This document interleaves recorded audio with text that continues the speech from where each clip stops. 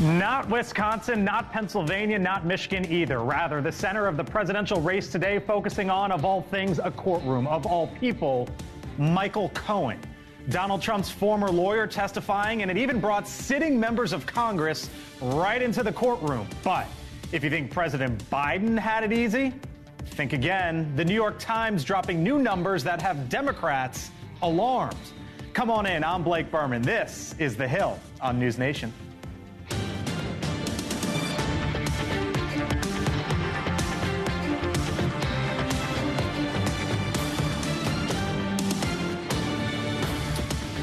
All right, here we are. Here we go. Hanging out with us today, Ashley Davis, former George W. Bush White House official. Scott Bolden, former D.C. Democratic Party chairman, NewsNation contributor as well. Brad Howard is a Democratic strategist. Julia Manchester, national political reporter at The Hill. And Mick Mulvaney joining us remotely.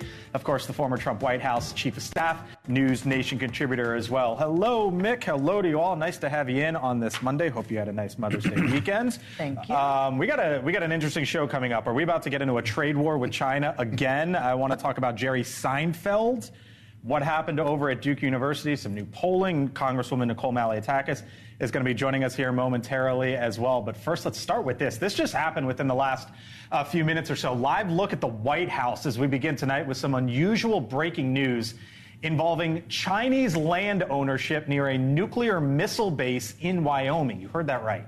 President Biden has now blocked a Chinese-backed crypto mining firm from land ownership near the Warren Air Force Base near Cheyenne. Now, the White House is calling this a threat to national security. The order also forces the removal of certain equipment owned by Mine One Partners, a firm that is partly owned by China.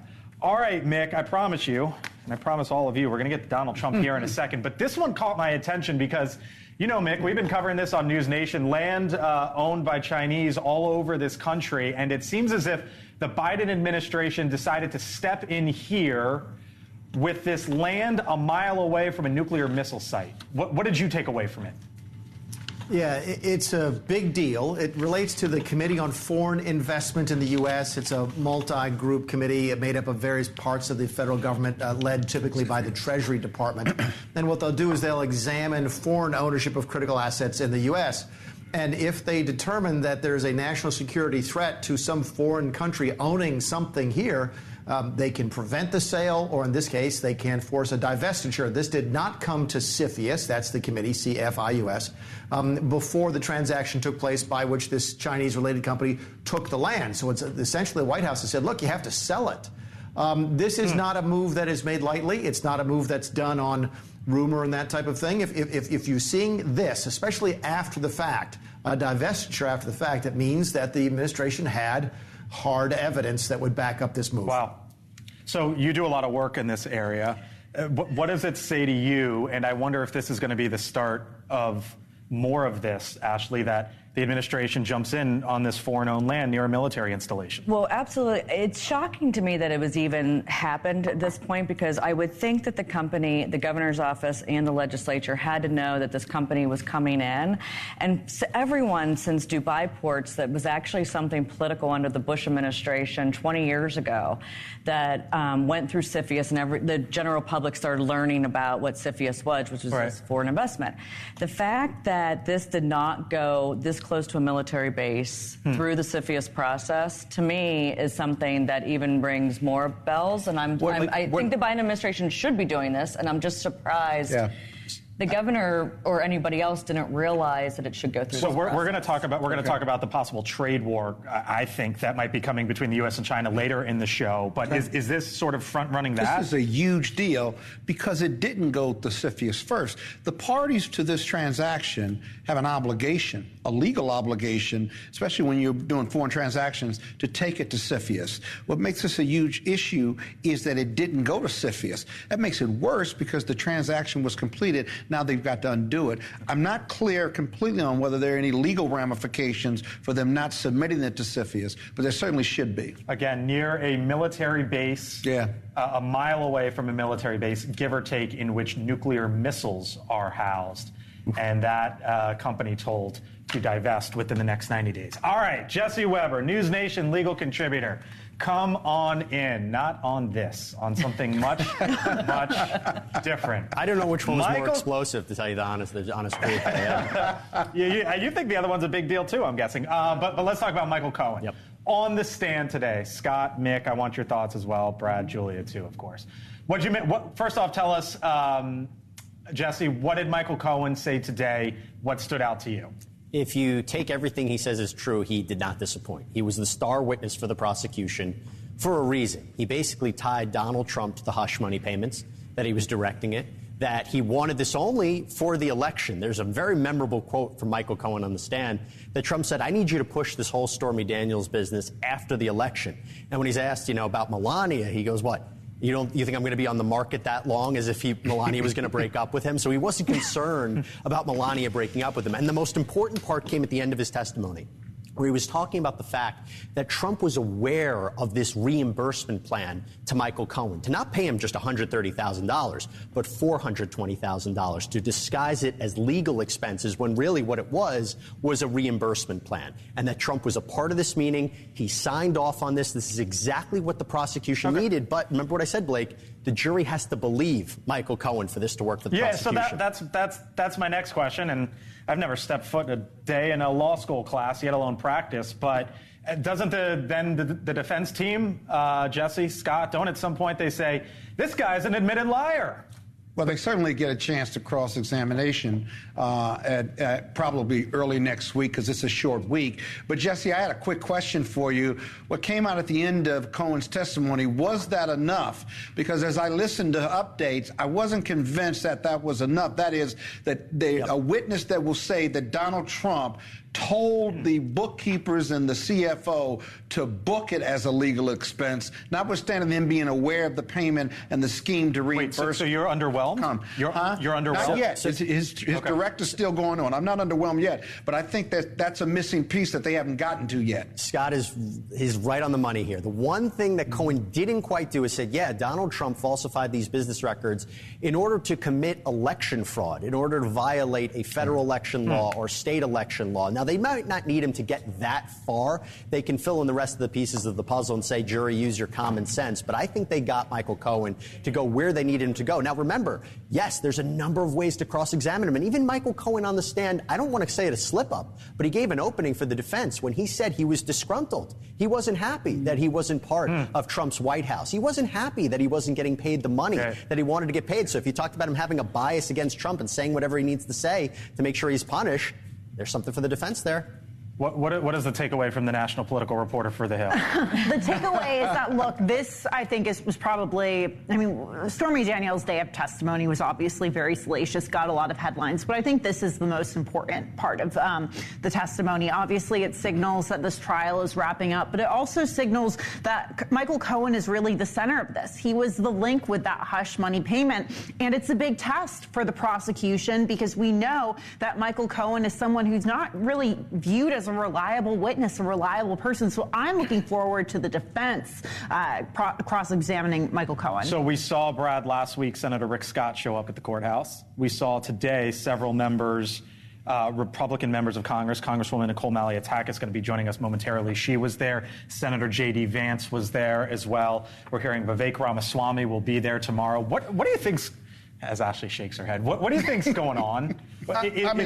These members have long since hitched their wagons to the Trump train. They are, whether for good or bad, are tied to his brand and his identity. And I think, I've always held this case. The difference in it is that if there is a hung jury or he is found guilty, I don't think dramatically shakes up the race. What I do have deep political concerns about if he's acquitted. Because if he's innocent, it validates everything he has said about these prosecutions from day one. And with Biden's kind of struggling numbers at the moment, that's a game-changing moment. You say that as a moderate Democrat who tracks the 5 or 6% in the middle that could one way or another. I think Trump's problem is he just needs a little bit of truth to really run with it. And of course, he always takes it too far. But in this situation, that little bit of truth would validate a little bit of what he's been saying, even though it's not accurate. But I think they're rallying behind either whatever happens, they're going to be there for him, just like they've been throughout their careers. Jesse Weber, NewsNation legal contributor. Thank you, sir. I'm sure we'll talk to you again tomorrow. Michael Cohen back on the stand again tomorrow. Jesse, thank you. Thanks, guys. Appreciate it.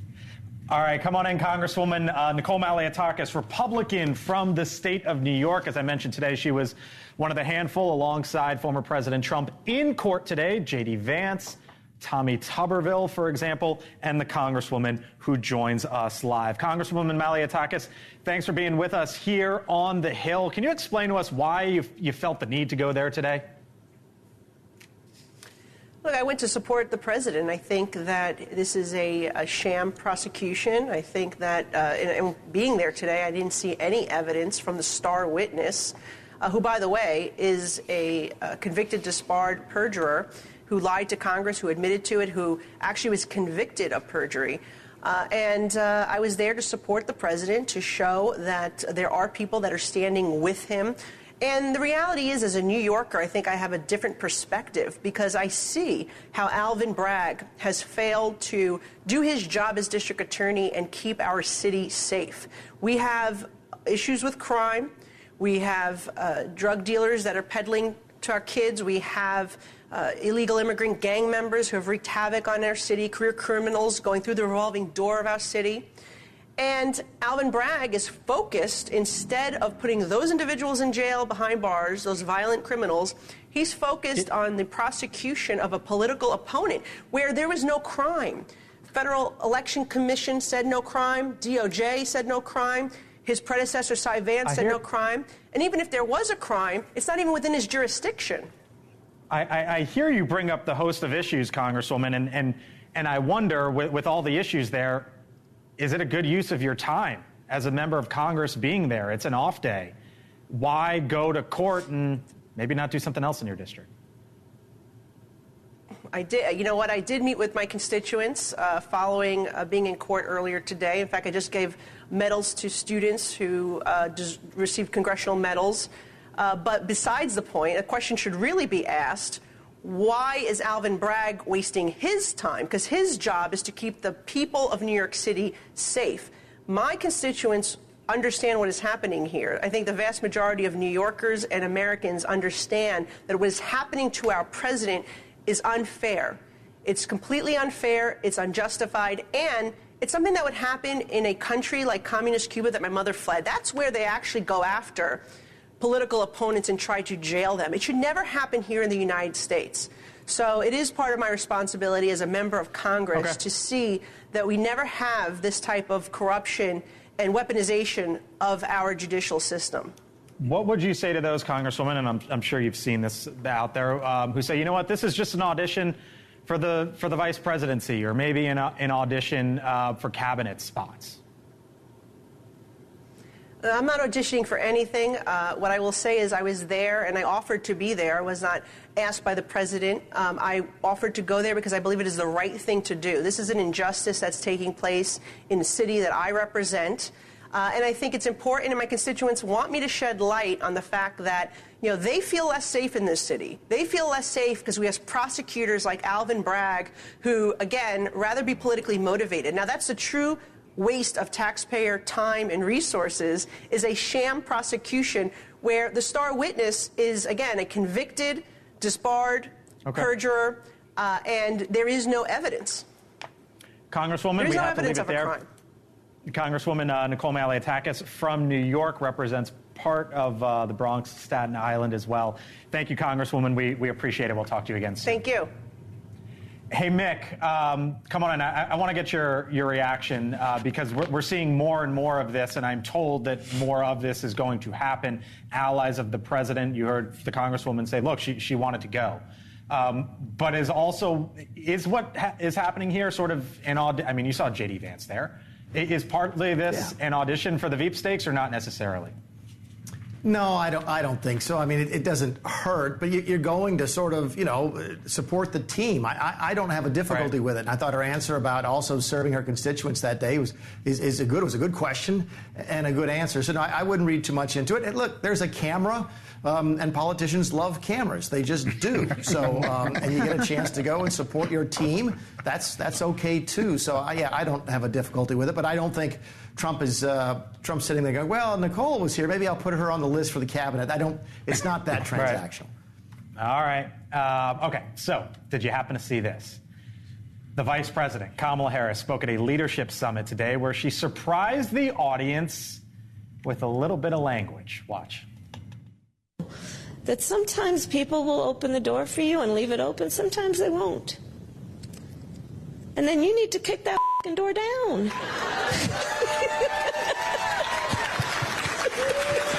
Excuse my language. Meanwhile, at a rally in New Jersey on Saturday, former President Trump had a few choice words of his own.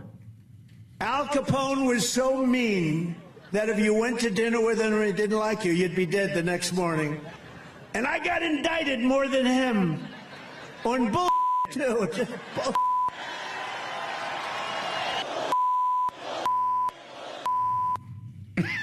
Are they being real people, or is that beneath the office for both of them? They certainly are putting emphasis on their beliefs, for sure. I mean, it's not presidential, and I mean, obviously she may have gotten some. And Brad, you said this, that she was maybe You're fired she did this up on about purpose. It. I mean, I dropped an F-bomb. That's the sitting vice president. But it's also Joe Biden dropped an F-bomb when he was the vice president too. Not on purpose. This was clearly intentional. I mean, the vice president queued that up beautifully and delivered it. But what I think is how they're using it, right? Like, she is expressing, I think, a frustration, particularly of young women of color, and this was an AAPI event for AAPI Heritage Month, of constantly fighting their way to relevance and a seat at the table, and they have had it. And that frustration is expressed in that moment. Donald Trump's is like, oh, woe was me, I'm the victim again, like he always is doing. But in this, I think she was expressing a very real, deep frustration among women of color in this country. She went like women all of color, in, though. Yeah. She went all in with the F word. I mean, it's kind of like, and who decides what the F word and the D word is, which one's worse? But I mean, she went all in. No, I know. I mean, she clearly was trying to get a social media opportunity out of it. She did it with a smile. It blew up. It went viral. You were fired up. But sometimes I forget, like, my instant reaction is like as a person, and I was like, yes, this is awesome, and I sent it to like 10 people. So all right. Can I say something just real quick? Whether she's a African American, an Asian woman, or male or female, we know that story about fighting the glass ceiling and about not having a seat at the table and bringing your own seat to the table if they won't let you in. I wouldn't say that it needed the F-bomb, but for emphasis, we still face those challenges. All right. Coming up here on The Hill, he is one of the most popular comedians of our time. But some graduates at Duke University walked out on Jerry Seinfeld before he even gave his commencement speech. Now, while their actions grabbed headlines, what did Seinfeld actually say during his 17-minute address? You'll want to hear it. We'll play some of it here on The Hill. Plus, why are more voters from 2020 who punched their ticket for President Biden now saying they identify as Republicans? And have you seen this picture here? That right there. You know how they say a picture's worth 1,000 words? That one's worth about $4 billion. Seriously. Oh. Yeah, $4 billion. That picture. How on earth? We will explain it. You're watching The Hill here on NewsNation. The internet is They didn't walk out. All right, welcome back here to The Hill on NewsNation. You might have seen the headlines this weekend about graduates at Duke University walking out on Jerry Seinfeld as he gave his commencement address. Seinfeld, who is Jewish, continues to be targeted by protesters. But let's not focus on the headlines here for a second. Instead, what is the deal with what Seinfeld actually said? He is one of the great storytellers of the recent decades. He delivered a 17-minute monologue. I will give you my 3 real keys to life, no jokes in this part. Okay, they are, number 1, bust your number 2, pay attention, number 3, fall in love. Now, Seinfeld also wondered why people don't look back at work as something they actually had wished they spent more time doing. If you took a stupid job that you find out you hate and you don't leave, that's your fault. Don't blame work. Work is wonderful. I definitely will not be looking back on my life wishing I worked less. If that's not how you feel at work, quit. On your lunch break, disappear. Make people go, what happened to that guy? I don't know. He said he was getting something to eat, never came back. And that is what those students walked out on. Yeah. Which is insane. Well, they walked out before, though. They announced him, they walked out, and then he gave his... Well, and it comes, so you have this Jerry Seinfeld incident happening, but also Eurovision in Europe, Asia took place. There was an Israeli contestant, and they were boycotting her song, her performance. And I understand that politics is very much layered on all of this, but you have to step back and kind of look at this and say, these are two prominent Jewish performers, Jewish artists, Jewish writers, whatever. And it's a bad look to just be turning your back. Yeah. It looks anti-Semitic. It looks anti-Semitic. I mean, I'm a strong defender of Israel's right to protect itself. I will say that if you talk to the folks that did walk out, they'll cite some of his very aggressive support for Israel. In particular, there's photos of him on social media posing with guns in Israel on his recent trip there. So, there's a little bit of that, but I tend, college campuses are about challenging your beliefs and your viewpoints. And I'm of the firm philosophy, when I was a college student, even now, I would go listen to those that I opposed at the highest levels of my being. And that's what college is supposed to give you, a well-rounded education. And I think they did themselves a great disservice by leaving. And his message was so on point, especially for some of these generations that are coming out. It's kind of like, get a grip. Right. And this is in your hands, and your future's in your hands. I loved it. So, Mick, Harvard College. Here's what the Harvard Crimson is reporting. Harvard struggles to find Class Day speaker less than 2 weeks before ceremony. More than 10 people have declined offers to serve as the keynote speaker for Harvard College's annual Class Day. That is Mick's free. One of the spots you went to school. Would you give the address there, Mick? Would you want to? Yeah, listen, you're going to see this more and more. I mean, you got to say what you want to about Jerry Seinfeld's speech. I sound like it was a snoozer to me, but of course, I hate all things Duke because I'm a right-thinking human being. That's the Clemson coming out of you. No. My brother went to Duke. My nephew goes to Duke. Okay. It's a horrible place. Why anybody sends their kids there, I have no idea. But that's not the point. The point is this: is that you ask yourself, Jerry Seinfeld, did you have a good time? Are you going to do it again? Is it worth it? Are they going to start to get to the point where everything is so politicized that folks who used to do this and enjoy doing this say, you know what, it's not any fun. I'm not going to. They don't need the money. Jerry Seinfeld doesn't need probably the $20,000 they paid him to come and do this. He would have done it for free. But you got to ask yourself, is the politicization of everything a good thing? And my guess is Harvard is not going to be the only person finding out that nobody wants to come talk because it's just not worth the hassle. Right. He didn't answer your question.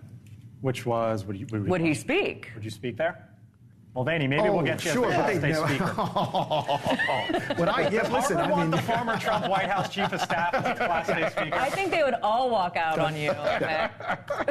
Yeah, they've got my number. I know they do because they're always calling me, asking me for money. But yes, so they know how to find me if they need somebody at the last minute. You would give a very good message. People just wouldn't realize. I give a fantastic graduation speech. I really do. So much better than that junk you just saw from Seinfeld. Good to fall in love. That was junk. Fine. It was good. The 17 minutes it's out there, I'd watch it in full. My rec, maybe not Mulvaney's, but there you go. All right, still much more ahead here on the Hill. How about this? I want to talk to Mick about this. Are we about to enter a trade war with China again? New tariffs set to be announced. So is China going to retaliate? What could that look like? Mick, as I just mentioned, was the White House Chief of Staff the last time this happened. We'll get his thoughts when The Hill on NewsNation returns. All right, welcome back here to The Hill on NewsNation. So we got another glimpse today of former President Trump's lead in the key swing states. Polling from the New York Times and Siena College shows Trump leading in 5 of the main battleground states, comfortably leading in 3 of them. But here's what caught my attention. The poll had roughly 4,100 voters across the 6 main states, and those respondents, by a margin of 49 to 46, said they voted for President Biden in 2020. However, when asked right now about their party affiliation or which way they lean, 46% said Republican, 44% said Democratic. So why is that? It seems like, Ashley, you have this group here these 4,000 who were +3 for Biden in 2020, but now are +2 Republican. There's got to be something going on there. Well, I think people are still angry. So there's obviously the people that are 100% Democrat, 100% Trump that are never going to lose. And I think it's like 36, 38. I mean, these numbers. Somewhere in there. Yeah. But the independents, if they're looking at this, even though they don't like all the Trump rhetoric, they do still hate their groceries are higher, they hate inflation, and they hate the border and crime. And so when you go to the polls, do you vote for him even though you don't like anything that he says in regards to the rhetoric? But do you think his policies are stronger? I think that's where the numbers are. But I think it's early. Yeah, and so, I think you two are going to disagree with me. No. And I would love to hear what you say. Because you think, I mean, it's still early, but I think people are just frustrated. I agree with everything, really, because even the point that, but it's still early, right? The ... part Ashley added, I agree with it. It's still early, right? We haven't had the conventions, like who's Trump going to pick as VP? There's a lot of these unanswered questions. The economy going to get better. But Fareed Zakaria had a very alarming opening to his show for Democrats. I mean, he literally made the case... When you've lost him? Right, made a case of why he's very concerned about Biden's ability to win re-election. And he brought up a point about inflation that has kind of bugged me for a long time. It's like, unemployment is, yes, low, but unemployment affects the people that are unemployed. Inflation affects everyone. Right. In every aspect of our economy. And that is what's dragging the president. And it's being stubborn. It won't come down. And that, I think, is a lagging indicator here. I do think the Trump trials and et cetera, there's a lot of X factors in this election. Like, we're not looking at October surprise. I think we're looking at several false surprises. And so we'll see how this ends up at the end. But it's not a great situation for Democrats. One other point in the poll that was, I think, brought up is that among minorities, you're seeing President Biden not poll as well with African Americans. Trump got 20%. That's the highest we've seen. And although it's still absolutely so early, Republicans I've chatted with today have essentially said, look, this is all a reflection of inflation in the economy. In Biden's interview last week with CNN saying, well, the polls aren't reflecting the economy, et cetera. That's not meeting voters where they are. That's frustrating, I think, some Democrats I've talked to who have said, look, you've got to do more than that and just say, no, what you're feeling, isn't actually happening. Nick, I know you're itching to get in, but Scott, key demographics here, 18 to 29-year-olds, Trump +4. Black voters, Joe Biden's only at 49%. Hispanic voters, it is a tie between him and Trump. Yeah, that's a small sample. 1, 2. Biden needs to stop talking about the statistics vis-a-vis the economy and talk to real people and talk to people directly about how they're suffering and how hard he's working. But here's the deal: there is a lot of time. But the reality is that sample of voters and a lot of American voters have gotten amnesia when it comes to Donald Trump and all the corruption, chaos, and criminal conduct he brings to the table. And as we get closer to the election, you're going to see a crystallization of these two candidates because nobody's really paying that much attention. How are they having amnesia? You've got to put that in the factor along. Yeah, that's what I was going to say. He's on. Mick, come on in because I want to get your take. But he's on trial right now, though, right? So it is front and center. It ain't over yet. Let him get convicted. We've got to run its course. I actually think that's going to help him. He will with MAGA, but he won't. He cannot grow with independents and suburban voters and women voters, and that's what he needs to win, no matter how bad Biden's running. Mick, am I onto something there? That these voters were +3 Biden and now are +2 identify Republican?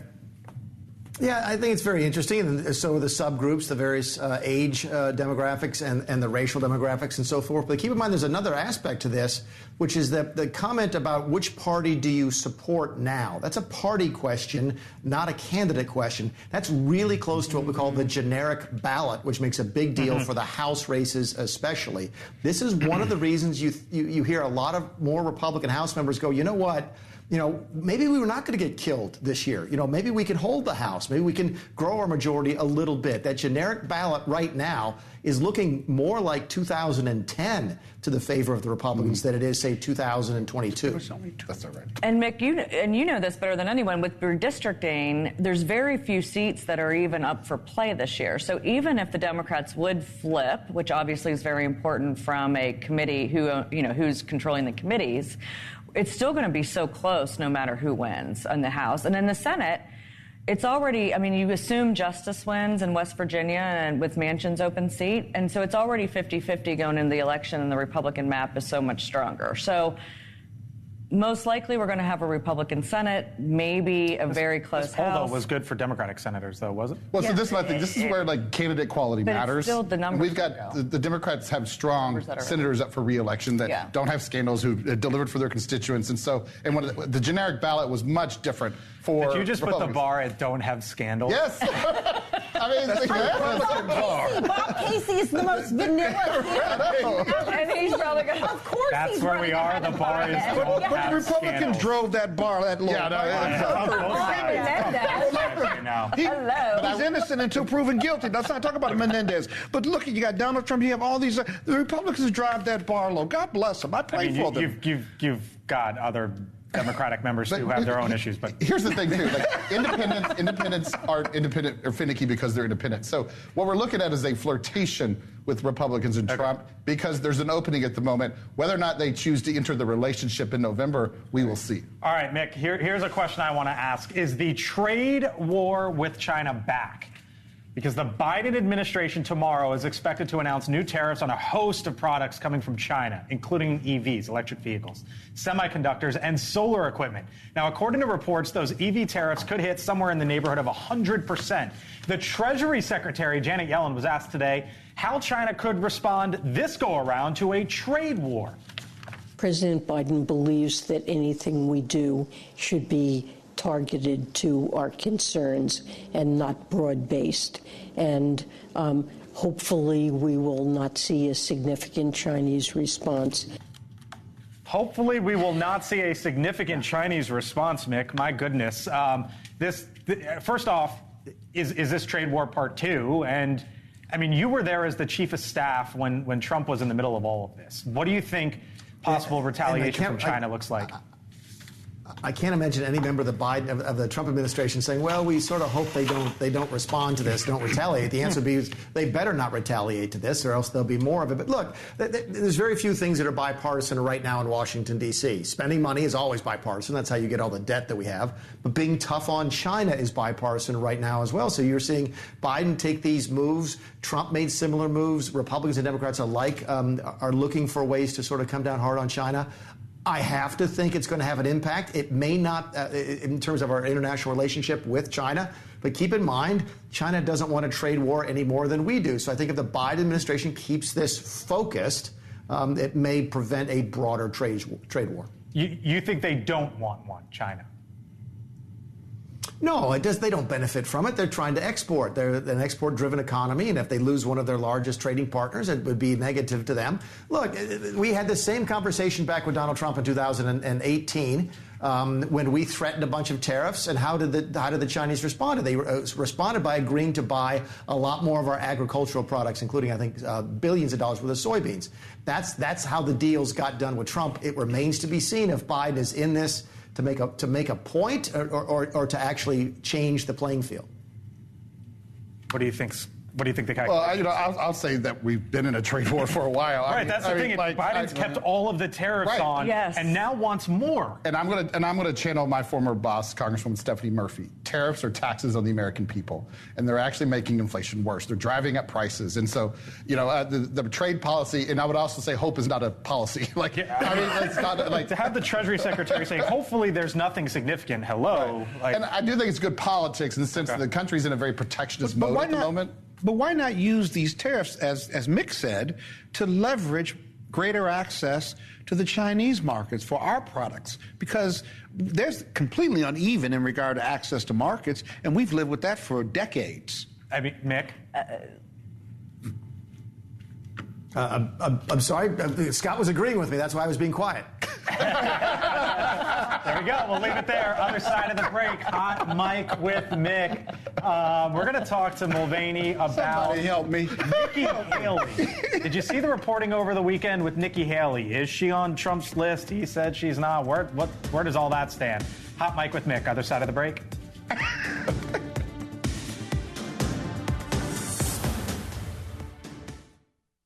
NewsNation Mondays are your days, so give me a call and have your say. Hey, Chris, big fan of yours. And my main man, Geraldo Rivera, makes his pick for who won the weekend. Cuomo tonight, only on NewsNation. Let's get after it. He's thinking, all right, Mulvaney, Story from over the weekend, big one. Let's start with questions swirling about Nikki Haley from your home state and what her next move may or may not be as she meets with donors today and tomorrow in South Carolina. Now, former President Trump this weekend dismissed speculation of Haley being considered for the number 2 spot. He wrote, quote, Nikki Haley is not under consideration, but I wish her well.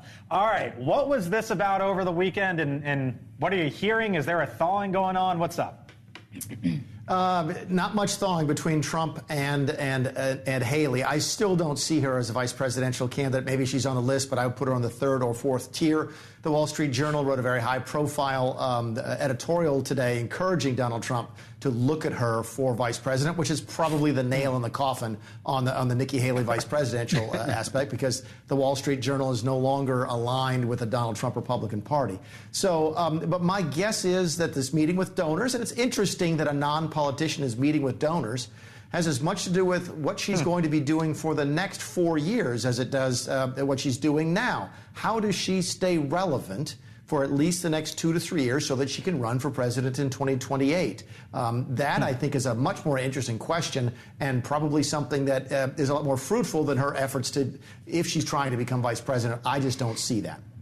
You just wrote about her, right? Yeah, I did. Yeah, that was my piece up earlier. Look, I mean, it was interesting because that reporting came out before the Axios report on Donald Trump reportedly thinking about choosing Nikki Haley. Look, I think there were definitely some red flags for Team Trump with the Indiana primary, with the Pennsylvania primary. With her pulling like 20%. 20%, yeah, right. 16 to 20%. That being said, though, these are open primaries. We saw independents and Democrats also voting in those primaries, but still, Donald Trump is going to have to, appeal to those more moderate voters, and he hasn't really started to do that with this message. You are in her world. You are a Nikki Haley supporter. I wonder what you make of it. By the way, your piece was super good, and I thought it was great reporting. But I also think that we have to remember, nothing to do with the VP point, but also the general election is open. So, I mean, a lot of those people would still vote for her no matter what. But anyway, that aside, the donor retreat was a thank you that was planned weeks ago. And I think it actually became a PR issue that did not mean to be a PR issue. It kind of leaked into the media. And I know that they did not want it to become a big news story. But I do think, I'm from Pennsylvania, a small town outside of Pennsylvania. She polled 20% in rural Pennsylvania, which are usually Trump voters. That's the concern, I think, that you have in a general election. Not saying she would be the candidate, but you can't ignore the voters that still vote for her. It's going to be interesting.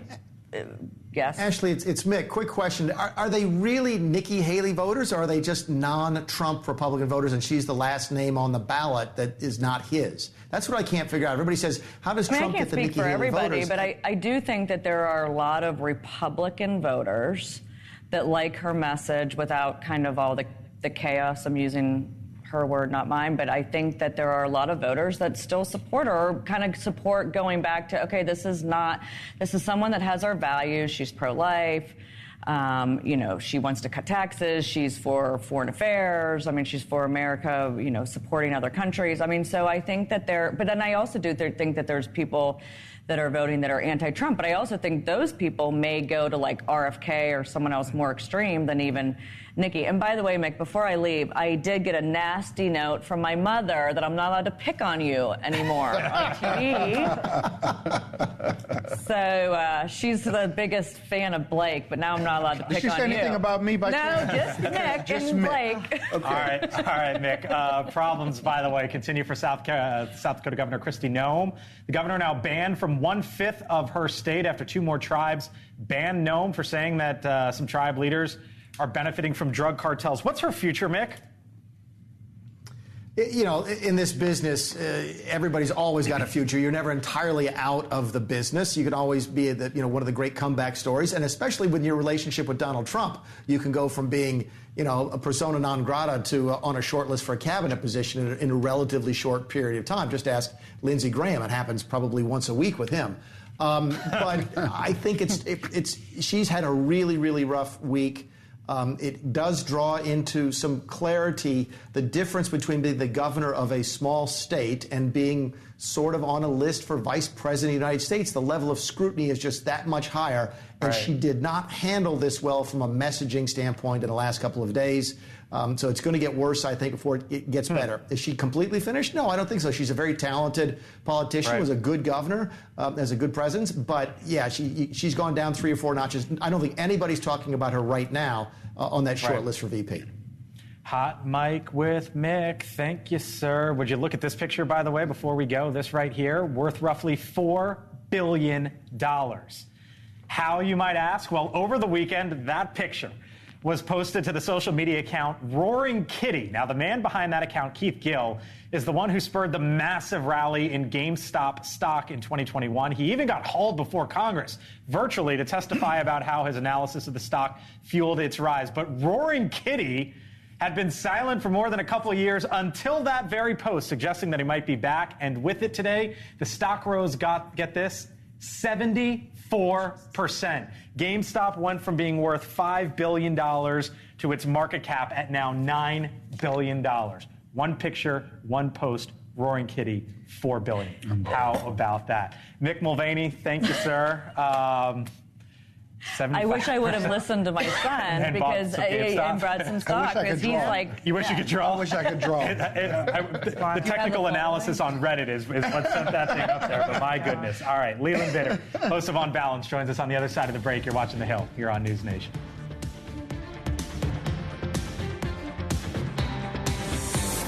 All right, so before we say goodbye, here's a story that caught our eye. Out in San Francisco, city officials there are expanding an initiative that provides free alcohol to individuals experiencing homelessness and alcoholism.